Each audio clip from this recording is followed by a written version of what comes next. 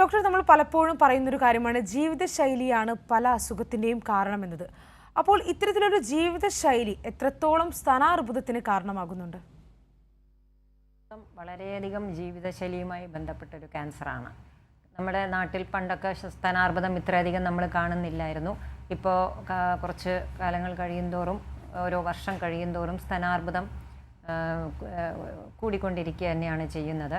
അപ്പോൾ നമ്മുടെ ജീവിതശൈലി എങ്ങനെ മാറിപ്പോയി എന്നുള്ളത് നമുക്ക് ആലോചിച്ചാൽ അറിയാൻ കഴിയും. മുൻപ് നമ്മൾ സ്ത്രീകളാണെങ്കിലും പുരുഷന്മാരാണെങ്കിലും, പ്രത്യേകിച്ച് സ്ത്രീകൾ, നമ്മളിപ്പോൾ സ്ത്രീകളുടെ സ്ഥാനാർബുദത്തെ പറ്റിയാണ് സംസാരിക്കുന്നത്. അപ്പോൾ സ്ത്രീകളെ സംബന്ധിച്ച് പറയുകയാണെങ്കിൽ, നേരത്തെ നമ്മുടെ നാട്ടിലെ സ്ത്രീകൾ പലതരം ജോലികൾ, വീട്ടിലാണെങ്കിലും വീട്ടിൻ്റെ മുറ്റത്ത് ഇറങ്ങിയിട്ടുള്ള, തൊടിയിൽ ഇറങ്ങിയിട്ടുള്ള ഒരുപാട് ജോലികളൊക്കെ ചെയ്യുമായിരുന്നു. പക്ഷേ ഇന്നിപ്പോൾ നമുക്ക് അതുപോലുള്ള ജോലികൾ ചെയ്യാനായിട്ട് നമുക്ക് സമയമില്ല. നമ്മുടെ നാട്ടിലെ സ്ത്രീകൾ മിക്കവാറും എന്തെങ്കിലും തരത്തിലുള്ള ജോലിക്ക്, ഏതെങ്കിലും തരത്തിലുള്ള പല ലെവലിലുള്ള എന്തെങ്കിലും തൊഴിലിന് പോകുന്നവരാണ്. മിക്ക കുടുംബത്തിലും സ്ത്രീകളും പുരുഷന്മാരും ജോലി ചെയ്താലേ ഇന്നത്തെ കാര്യത്തിൽ നമുക്ക് ജീവിക്കാൻ പറ്റും. അതുകൊണ്ട് സ്ത്രീകളും ജോലിക്ക് പോകുന്നുണ്ട്. അപ്പോൾ അങ്ങനെയൊക്കെ വരുമ്പോൾ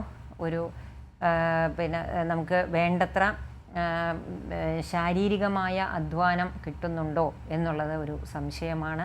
അപ്പോൾ പലപ്പോഴും പല ക്യാൻസറുകളും, സ്ഥാനാർബുദം മാത്രമല്ല, പല ക്യാൻസറുകളും നമ്മുടെ ശാരീരികമായിട്ടുള്ള ഒരു അധ്വാനത്തെ കൊണ്ട് നമുക്ക് പലപ്പോഴും കുറയ്ക്കാൻ കഴിയും. അപ്പോൾ അതുകൊണ്ട് തന്നെ സ്ഥാനാർബുദം ഉൾപ്പെടെയുള്ള പല ക്യാൻസറുകളും കൂടുന്നതിനൊരു കാരണം നമ്മുടെ ജീവിതശൈലിയിൽ വന്ന മാറ്റങ്ങളാണ്. അതിൽ നമ്മുടെ ആഹാര രീതി, നമ്മുടെ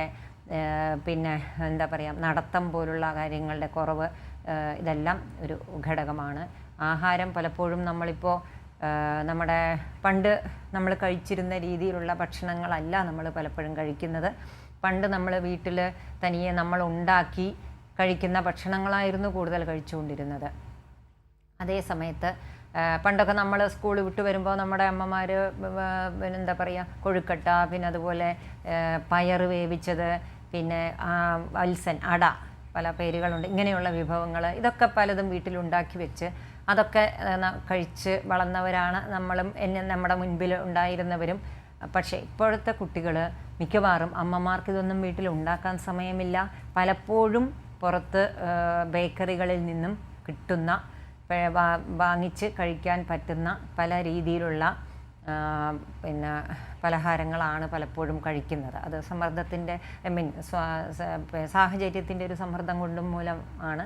അപ്പോൾ അതുകൊണ്ട് ജീവിതശൈലിയിൽ ആകപ്പാടെ നമുക്ക് മാറ്റങ്ങൾ സംഭവിക്കുന്നു. അപ്പോൾ അതുകൊണ്ട് തന്നെ ജീവിതശൈലിയെ മൂലമുണ്ടാകുന്ന രോഗങ്ങൾ, ജീവിതശൈലി രോഗങ്ങൾ വർദ്ധിക്കുന്നു. അതുപോലെ തന്നെ സ്ഥാനാർബുദവും അതിനോട് ബന്ധപ്പെട്ടിരിക്കുന്നത് കൊണ്ട് അതും വർദ്ധിക്കുന്നുണ്ട്.